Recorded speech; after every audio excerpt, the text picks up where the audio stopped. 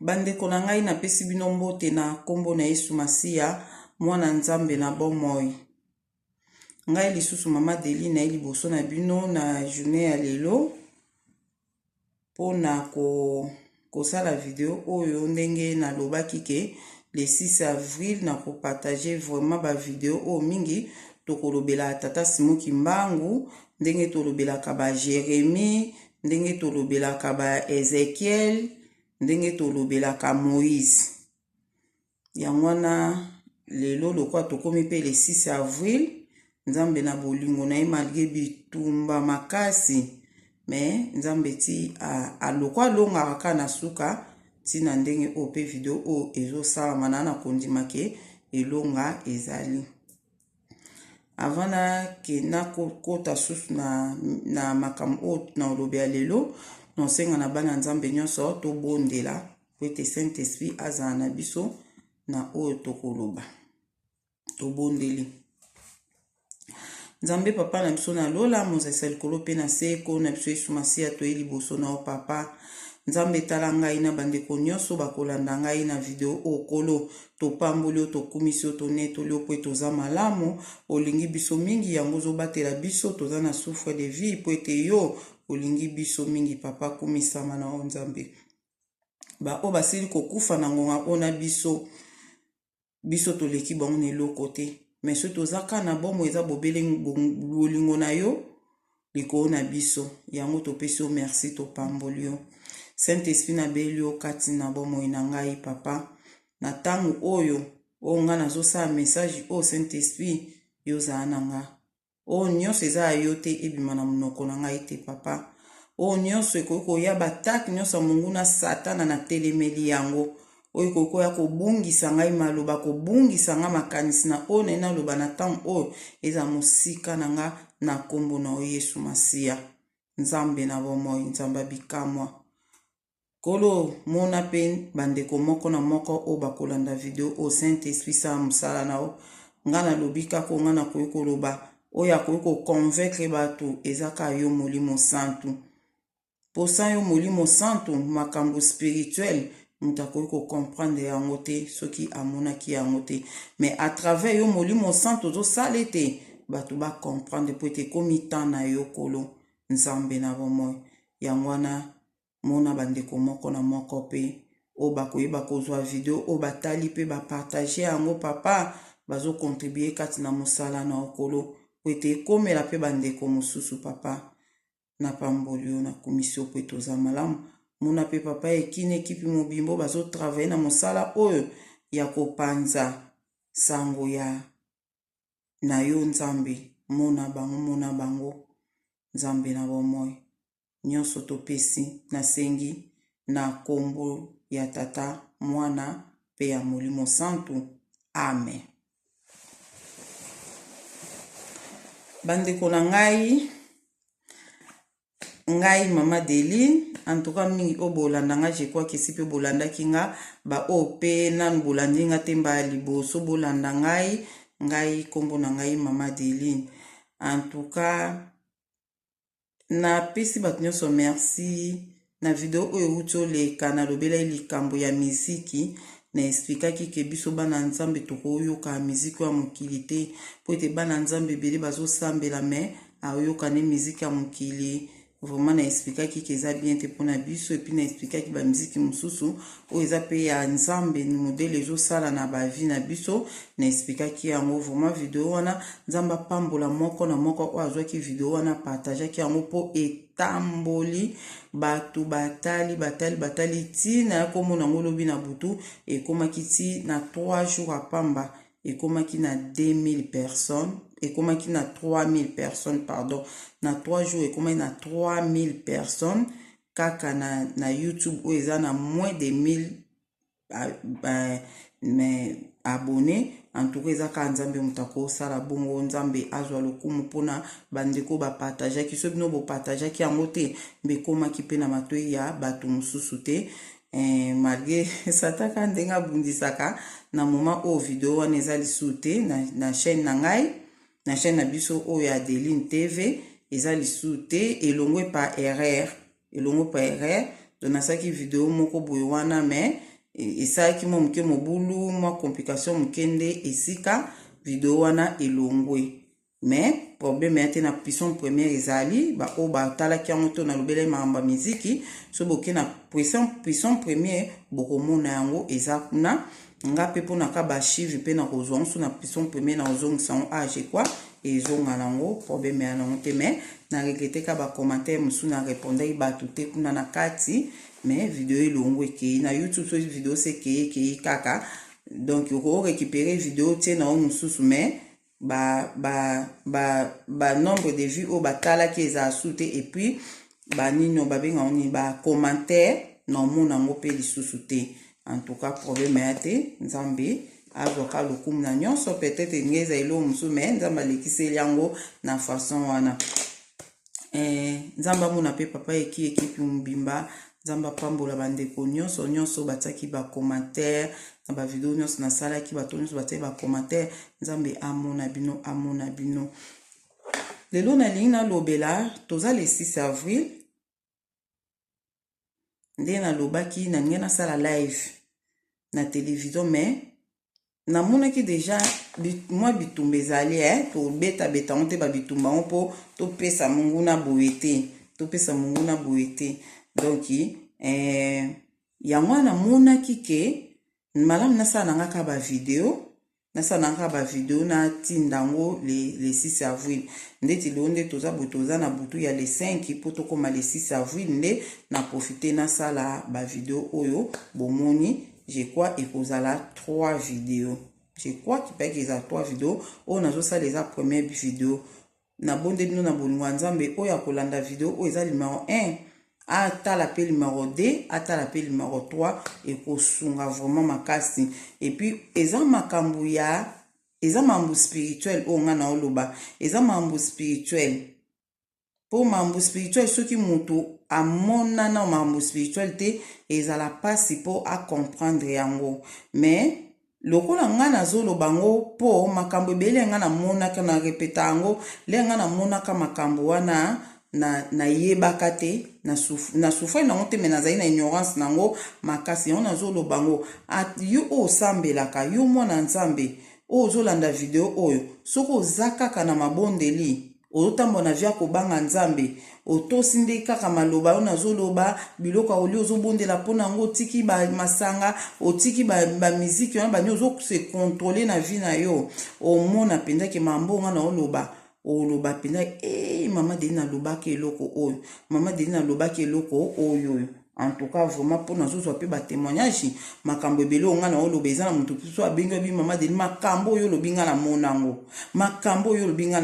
donc eza na eloko ya sika eza te na mukilo mambo nyonso nga na oloba eza na batu pe ato moni o boyete mais omona boya ato mona ki boy donc eza ka foko bonde la so comprendre le côté kota mabondeli ekomi o tanzambe na ba oba oluke na bosolo azo komi monisama kota mabonde tuna nzambe tama mama deli na lobi na comprendre ngo te eza ndenge ni nzambe ako répondre yo vraiment eza bien ole ke muto yaka ko critique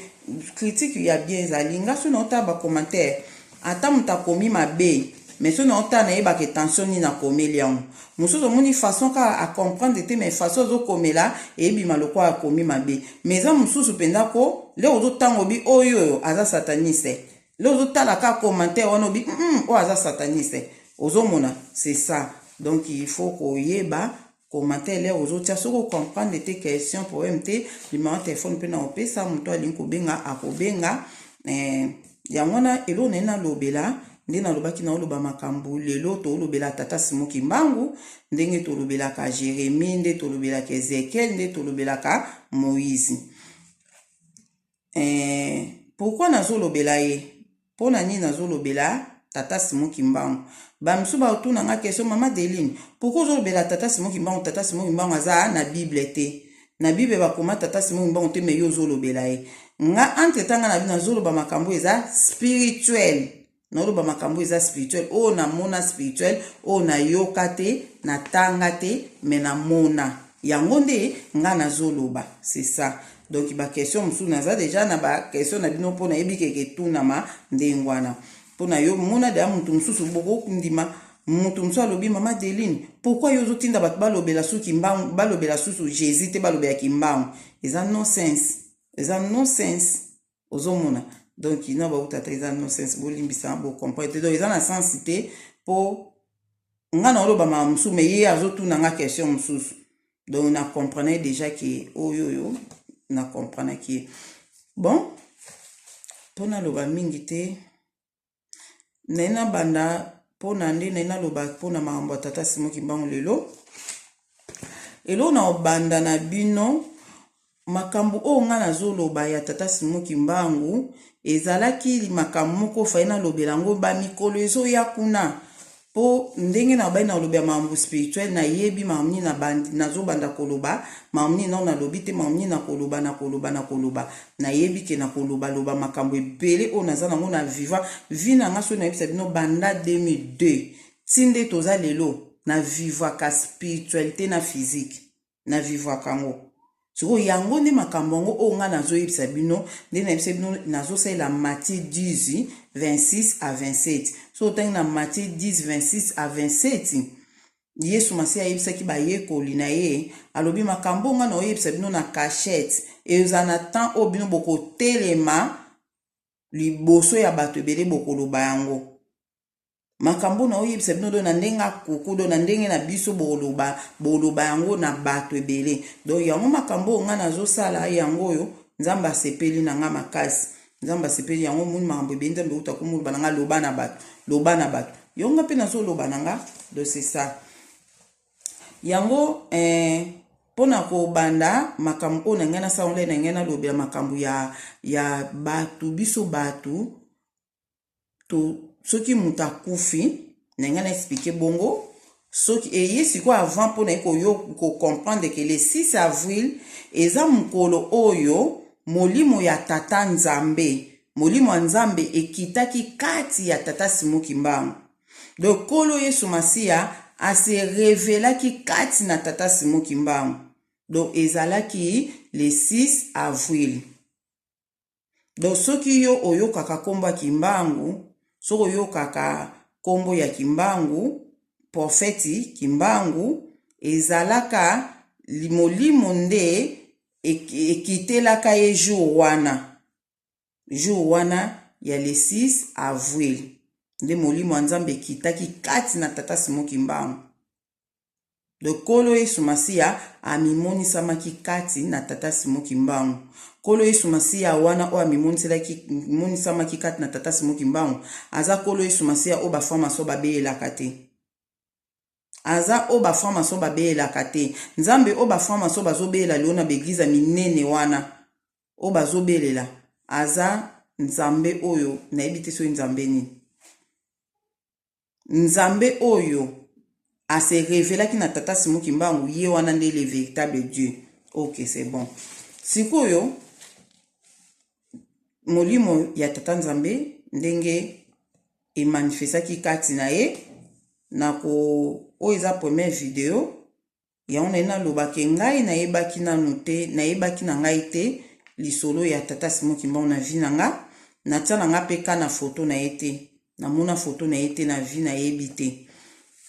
lenga na bandi kosambela makasi na 2002 na kobanda na kosambela na mipese makasi na mabondeli ba jeûne et prière mabonde ba jeûne et prière pour nazaki na esprit de mort faki na kufa nde nazaki kobondela vraiment makasi po mungongo mpe Nzambe bande koloba na nga na litoi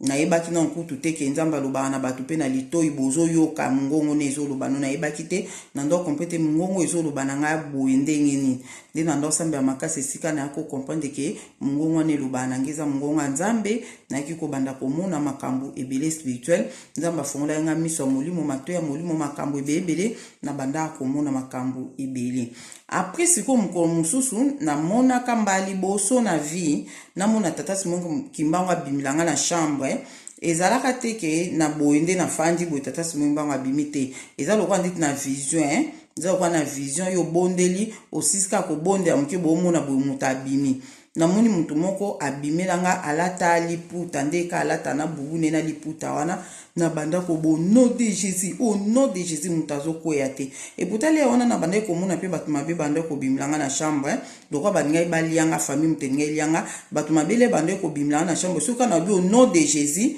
batu na ba banda ko koya na bango ata ba yebele soka na bi au nom de Jésus modèle ba ko beta mituna mi ba panzani. Siko leri na mona ka tata Simon Kimbangu na loba au nom de Jésus en tout cas akoyaka te na bundi au nom de Jésus na kombo na Yesu o nani akoyaka te nde ape alobi na nga makambo le alobi na nga makambo siko makambo ya lobaka na ngai na façon alobela kango mba monga na bi yo za nzambe na yebisi yo za nzambe mba moko pu na muna ki azaki sute na lamuki nga na bi mutu muka bimeli nga mutu mwindo alata liputa alobi na ngabo alobi na ngabo do maloba oya alobi na nga bandeko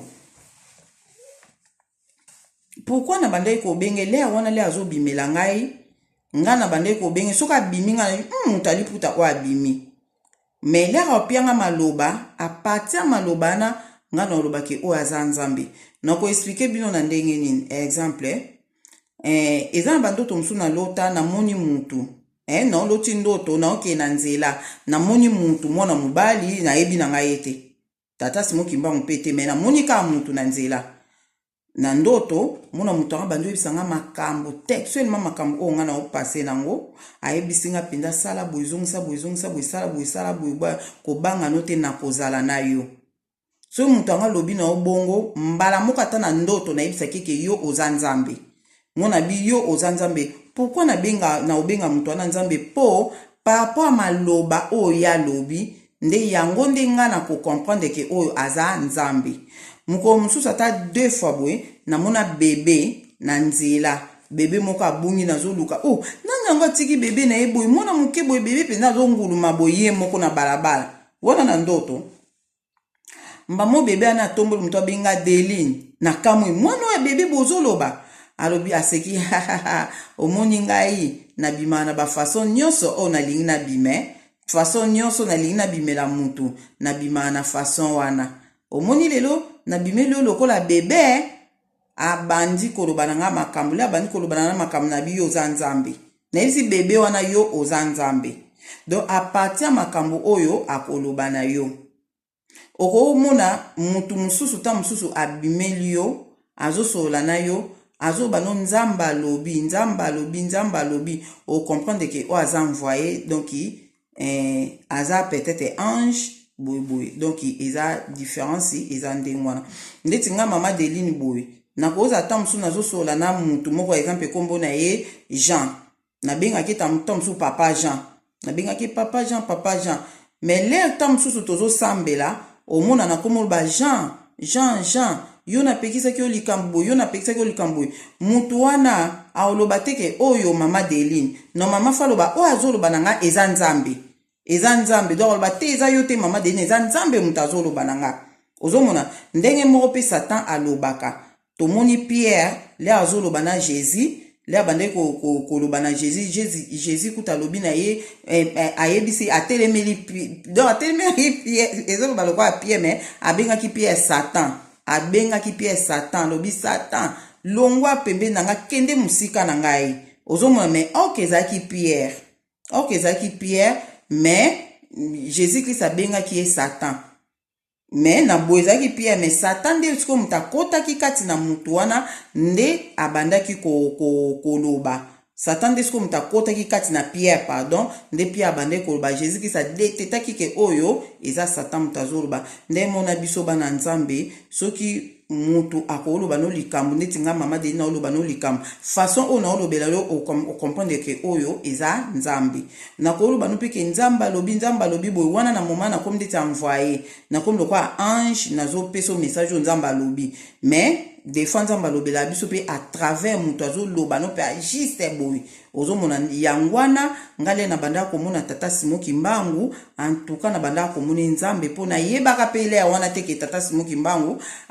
o alata liputa na bimlanga siko na ndo kamwa kaka yo nzamba ngwa bimela nga aza boye ndenge nini alata liputa aza nde kaka nazomukamwa kaka mpona koondima te ke nzambe akobimilanga na façon wana ozomona sikoyo na ndo comprendre te sikoyo ovoi meme ata mobali na nga soki namoni tata Simoki Mbangu le wana nayeba ete tata Simoki Mbangu na baka mutali puta so namoni mutali puta bimeni nga pesi nga message abiyebisa mobali na bosala boyete bozongisa boyete bozongisa boyete le nga na olamuka noyebisaka mobali na nga nzamba ayebisi ngai tosala boyete so tosali boye eke soki atie pe temba monyango ozomona sikoyo nazomona so nayebisi eke nzamba yango azalaka abimilanga azalaka mutu mwindu alata aliputa et ça vraiment bien te a comprendre te ngamo kam na mona kango ngamo kam na comprendre pour ngamo na zaka convaincu à 100% que muto azobimelanga eza nzambe en tout cas par rapport ya makamde kana expliquer bino OK après c'est quoi lo nini yaki koleka donc na ko pesa na vidéo mona otosala na pesa ba détail belé mais vidéo wana ndenge compliqué na ndenge ekufi elongwe donc vraiment na makambo nga na leki nango lelo bitumbo na leki nango na website bino un jour mais na website bino lelo te na website bino un jour après elongo likutu na vidéo ona yebisi bino wana na sala kione elongwaki mais problème ya te après sikoyo le na bande komona yesko tata Simoki Mbangu bongo loko apena yebaki na ngate keza ye amwaka mutali puta na mona ye ebele na kobeta bino mwa expérience muko mususu nde tozalaka boye na bavi na biso omona ozotambola no boye oyebika atuva bien nzoka siko bakangaki molimo na batiaki yo na prison spirituelle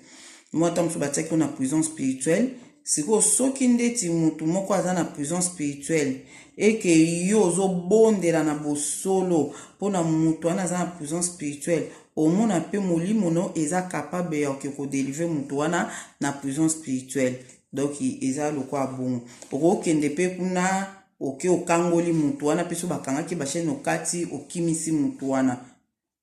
nde tobondelaka nde sikoyo okoriske pe okei kokangola mutu bakangi pe omo na prison wana bakangi omo pe na prison wana donc arrivaki pe